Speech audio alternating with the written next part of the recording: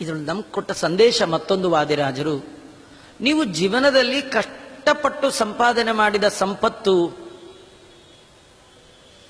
ದೇವರಿಗೆ ಹೋಗಬಾರದು, ನಮ್ಮ ಮಗನಿಗೆ ಸೇರ್ಬೇಕು ಅಂತೇನಾರು ಅನ್ಕೊಂಡು ಅವರಿವರ ಪ್ರೀತಿಗಾಗಿ ಕರ್ಮವನ್ನ ಮಾಡಿದ್ರಿ ಅಂದ್ರೆ ದೇವರಂತಾನೆ ಹೇಗೆ ಹಾಳು ಮಾಡ್ತೀನಿ ನೋಡಿ ಅಂತ. ಸಂಪತ್ತಿಗೆ ಮೂರೇ ದಾರಿ, ಮೂರೇ ಬಾಗಿಲು. ನಿಮ್ಮ ಹತ್ರ ಇರೋ ದುಡ್ಡಿಗೆ ಮೂರೇ ವೇ, ನಾಲ್ಕನೇದಿಲ್ಲ. ಒಂದು, ನೀವು ತಿನ್ಬೇಕು, ಇಲ್ಲ ಕೈ ಎತ್ತಿ ಯಾರಿಗಾರ ಕೊಡ್ಬೇಕು, ಇಲ್ದರೆ ಕಳ್ಕೋಬೇಕು. ಇದು ಮೂರು ಬಿಟ್ರೆ ಇನ್ನೇನಿದೆ? ಭೋಗ, ದಾನ, ನಾಶ. ಭೋಗ ಅಂದ್ರೆ ನೀವು ತಿನ್ನೋದು. ಎಷ್ಟು ತಿಂತೀರಿ? ಕೆಲವರು ಎಷ್ಟು ತರ್ತಾರೆ ಅಂದ್ರೆ ತಿನ್ಲಿಕ್ಕೆ ಪುರುಸೊತ್ತಿಲ್ದೇ ಇರೋಟ್ ತರ್ತಾರೆ. ಅವರಿಗೆ ತಿನ್ಲಿಕ್ಕೂ ಪುರುಸೊತ್ತಿಲ್ಲ. ಕೆಲವರು 76, 77ರಲ್ಲಿ ಅಂದ್ರೆ ಅವರ ಏಜ್ 77ರಲ್ಲಿ ಕೆಲ್ಸಕ್ಕೆ ಹೋಗ್ತಾ ಇರ್ತಾರೆ. ಬೆಳಗ್ಗೆ ಹೋಗಿ ರಾತ್ರಿ ಬರ್ತಾರೆ. ಅವ್ರನ್ನ ಹೋಗಿ ಕೇಳಿ, ಏನ್ರಿ ಇಷ್ಟು ವಯಸ್ಸಿನಲ್ಲೂ ಇನ್ನೂ ಕೆಲ್ಸಕ್ಕೆ ಹೋಗ್ತಿದ್ದೀರಲ್ಲ ಅಂದ್ರೆ, ಆಚಾರ್ಯ ಮುಂದೆ ಸುಖವಾಗಿರ್ಬೇಕಲ್ಲ ಅಂತಾರೆ. ಮುಂದೆ ಏನ್ ಬಂತು? ಇವತ್ತೋ ನಾಳೆ ಟಿಕೆಟ್ ಕನ್ಫರ್ಮ್ ಆಗಿ ಇಂದಿರಾರಮಣ ಗೋವಿಂದ ಸಾಕು. ಎಷ್ಟು ತಂದಿದ್ದೀರಲ್ಲ ಅಷ್ಟನ್ನು ನಿಮಗೆ ತಿನ್ನಕ್ಕಾಗಲ್ಲ. ತುಂಬಾ ಜನರ ತಪ್ಪು ಕಲ್ಪನೆ, ನಾ ತಿಂದ್ರಾಗತ್ತ ಆಚಾರ್ಯ, ಮಗನಿಗೆ ಬೇಡವೆ? ಅಲ್ಲ, ನಿಮ್ಮ ಮಗನಿಗೆ ಮೊಮ್ಮಗನಿಗೆ ಅವನೇನ್ ಮಾಡ್ಬೇಕು? ನೀವು ತಂದಿದ್ದೀರಿ ಅಂತ ಅವ್ನು ಸುಮ್ ಕೂತ್ಕೊಳ್ತಾನ? ಅವನು ತರ್ತಾನೆ. ಅವನ ಮಗ ಅವನು ತರ್ತಾನೆ. ನೀವು ದೇವರು ನಮಗೆ ಕೊಟ್ಟದ್ದು ಅದು ಮರಳಿ ದೇವರಿಗೆ ಕೊಡ್ಲಿಕ್ಕೆ. ಎಲ್ಲಿಂದ ಬಂತೋ ಅದನ್ನ ಅಲ್ಲಿಗೆ ಕಳಿಸೋದಿದೆಯಲ್ಲ, ಅದು ದೊಡ್ಡ ಪ್ರಕೃತಿಯ ನಿಯಮ.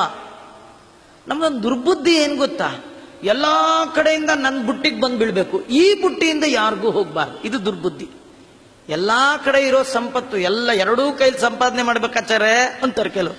ಆಚಾರ್ಯ, ಸಂಪಾದನೆ ಮಾಡೋ ಕಾಲದಲ್ಲಿ ಡೇ ಅಂಡ್ ನೈಟ್ ನೋಡ್ಬಾರ್ದು ನೋಡಿ, ಎರಡೂ ಕೈಯಲ್ಲಿ ಸಂಪಾದನೆ ಮಾಡ್ಬಿಡ್ಬೇಕು ಅಂತ ಕೇಳಿ ಎಲ್ಲೆಲ್ಲಿ ಜೋಬ್ ಇರುತ್ತೋ ಆ ಜೋಬೆಲ್ಲ ತುಂಬ್ಕೊಂಡ್ಬಿಡ್ತಾರೆ. ಆ ಜೋಬ್ ಸಾಲದೇ ಇದ್ರೆ ಮನೆಯೊಳಗೆ ನೀವು ನೋಡಿರ್ಬೇಕು, ಬಳ್ಳಾರಿ ಯಾರೋ ಟಿವಿಲಿ ತೋರಿಸ್ತಾ ಇದ್ರು, ಅವನ್ ಕಬೋರ್ಡು ಅಲ್ಲಿ ಇಲ್ಲಿ ಎಲ್ಲೆಲ್ಲಿದೆ ಎಲ್ಲಾ ಕಡೆ ನೋಟಿನ ಮಯ. ಏನ್ ಮಾಡ್ಬೇಕು ಅದನ್ನ? ಒಂದಲ್ಲ ಒಂದ್ ದಿವಸನಾದ್ರೂ ವೈರಾಗ್ಯ ಬರಬೇಕು. ನನಗೆ ಎಷ್ಟು ಸಾಕು, ಅಷ್ಟು ಉಳಿದದ್ರ ಮೇಲೆ ನನಗೆ ಯೋಗ್ಯತೆ, ನನ್ನ ಅರ್ಹತೆ ಇಲ್ಲ. ನಮಗೆ ಬೇಕಾಗಿದ್ದಕ್ಕಿಂತ ಹೆಚ್ಚಿನ ಸಂಗ್ರಹವನ್ನ ನಾನು ಮಾಡಿದರೆ ಅದು ಭಗವಂತನ ಸಂಪತ್ತನ್ನ ಕಳ್ಳತನ ಮಾಡಿದ ಪಾಪಕ್ಕೆ ನಾವು ಗುರಿ ಆಗ್ತೇವೆ. ಅದರಿಂದ ದೇವರು ಕೊಟ್ಟ ಸಂಪತ್ತನ್ನ ದೇವರಿಗೆ ಅಂತಿಡಿ. ದೇವರಂತಾನೆ, ನೀವು ನಂಗೆ ಅಂತ ಇಡದೇ ಇದ್ರೆ ನಾನು ನಿಮಗೆ ಅಂತ ಉಳಿಸಲ್ಲ. ತುಂಬಾ ಜನ ಮಾತಾಡ್ತಾರೆ ನೋಡಿ, ಅವರಪ್ಪ ತುಂಬಾ ಸಂಪಾದನೆ ಬೇಕಾಟ್ ಮಾಡಿದ್ರಿ, ಮಗ ಎಲ್ಲ ಕಳ್ಕೊಂಡ್ಬಿಟ್ಟ. ಆ ಮಗ ಕಳ್ಕೊಂಡಿದ್ದಲ್ಲ, ದೇವರು ಕಳಿಸ್ದ. ದೇವರು ಅವನ ಉಪಭೋಗಕ್ಕೆ ಬಾರದ ಹಾಗೆ ನೋಡ್ಕೊಂಡ. ನೀವು ದೇವರಿಗೆ ಅಂತ ಇಟ್ಟಿದ್ರೆ ದೇವರಂತಿದ್ದ, ನಿಂಗೆ ಯಾಕೋ ನೀನು ಹೋಗು, ನಿನ್ನ ಮಗನ್ ನಾನು ನೋಡ್ಕೊಳ್ತೀನಿ. ದೇವರು ಅನ್ನೋನು, ಅನನ್ಯಾಶ್ಚಿಂತಯಂತೋ ಮಾಂ ಯೇ ಜನ ಪರ್ಯುಪಾಸತೆ ತೇಷಾಂ ನಿತ್ಯಾಭಿಯುಕ್ತಾನಾಂ ಯೋಗ. ನಮ್ಗೆ LIC ಮೇಲೆ ನಂಬಿಕೆ, ದೇವ್ರ ಮೇಲೆ ನಂಬಿಕೆ ಇಲ್ಲ. LIC ಬುದ್ಧಿ ಏನ್ ಗೊತ್ತಾ? ನೀವು ಬದುಕಿದ್ದಾಗ ಕೊಡಲ್ಲ, ನೀವು ಹೋಗ್ಬಿಡ್ಬೇಕು.